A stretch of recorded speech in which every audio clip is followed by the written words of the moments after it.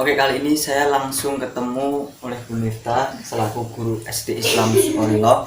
Jadi begini, kedatangan saya di sini untuk mewawancarai Ibu tentang sistem pembelajaran selama pandemi kali ini, Bu. Di sini nanti saya akan mempertanyakan 10 pertanyaan.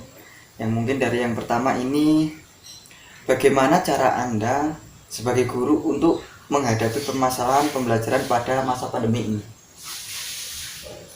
Selama masa pandemi ini kan siswa diwajibkan belajar di rumah, jadi pengawasan orang tua itu sangat penting, dan guru itu hanya memberikan tugas melalui via WhatsApp yang diberikan lewat LKS atau buku tematik yang lainnya. Tapi selama ada TVR ini, jadi ya siswa hanya menonton TV saja, kemudian mengisi tugasnya itu dari televisi saja. Ya. Oke, yang kedua itu bagaimana hasil belajar siswa selama pandemi ini? Hasil belajarnya itu sangat menurun ya Kak Leo, karena siswa juga tidak bersemangat untuk belajar juga.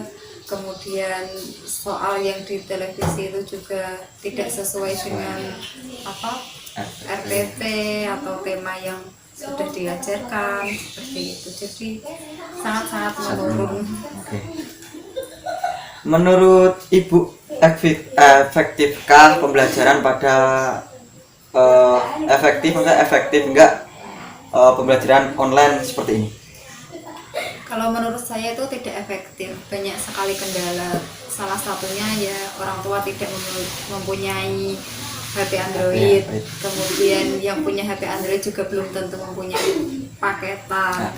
Kemudian ada juga yang punya televisi tapi tidak ada saluran TVR ini juga. Seperti itu.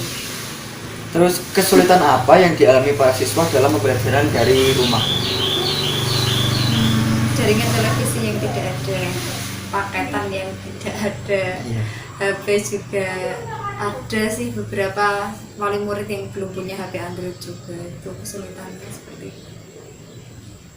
Terus yaitu bagaimana cara guru memaksimalkan pembelajaran selama pandemi ini?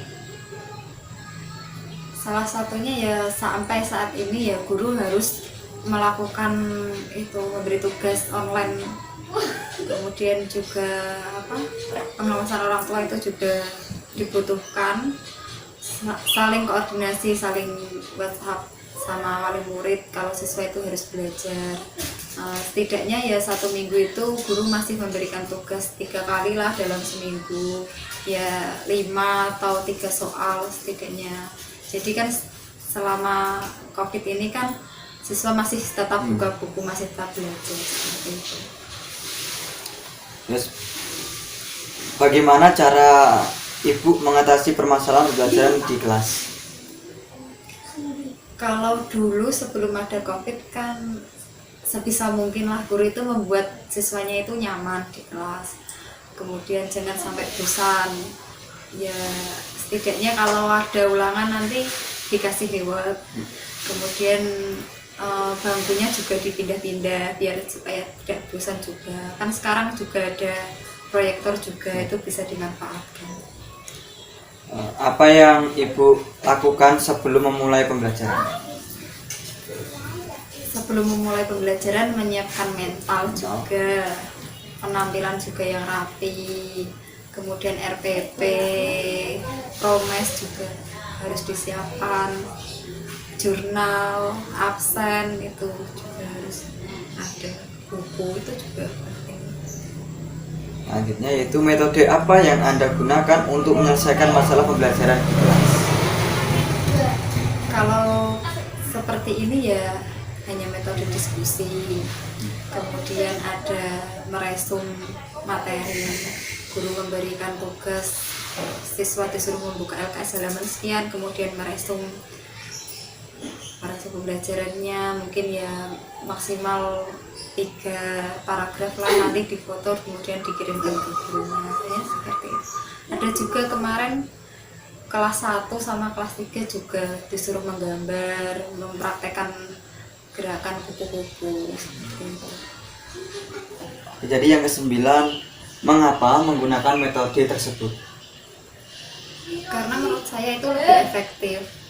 karena tidak membutuhkan materi yang terlalu banyak. Seperti itu. Oke, yang terakhir ini yang ke-10, menurut Ibu bagaimana cara mengatasi siswa yang nakal di kelas?